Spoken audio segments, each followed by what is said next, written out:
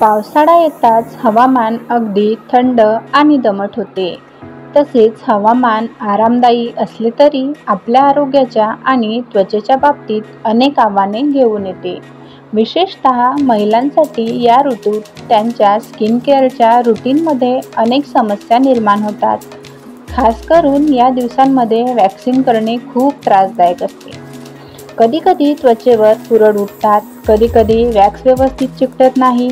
यामुळे त्वचेवर नको असलेले केस पूर्णपणे निघत नाहीत. याशिवाय त्वचेवर चिकटपणा आणि घामामुळे त्वचा आणखी संवेदनशील होते.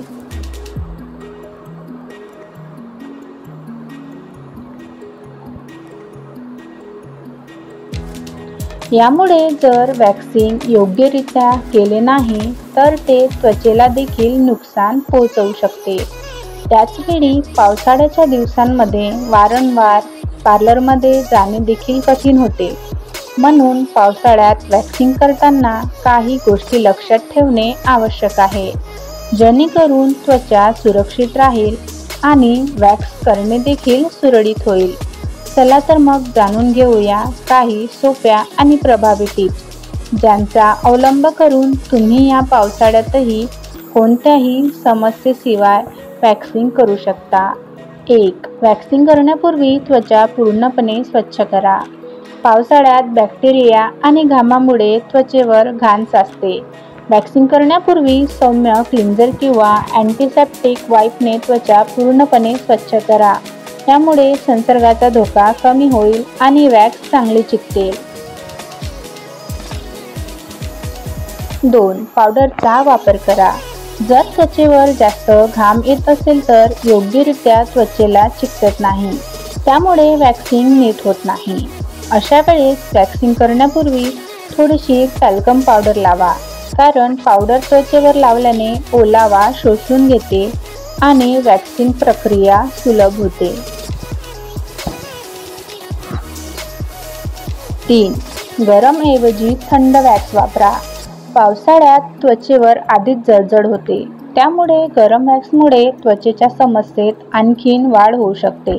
जळजळ किंवा लालसरपणा येऊ शकतो, म्हणून थंड वॅक्स किंवा शुगर वॅक्स वापरा. ते त्वचेला मऊ करते आणि समस्या जास्त प्रमाणात उद्भवत नाहीत. तसेच या वॅक्सच्या सहाय्याने त्वचेवरील नको असलेले केस पूर्णपणे काढून टाकले जाते. तुमची त्वचा एक्सफोलिएट करायला विसरू नका.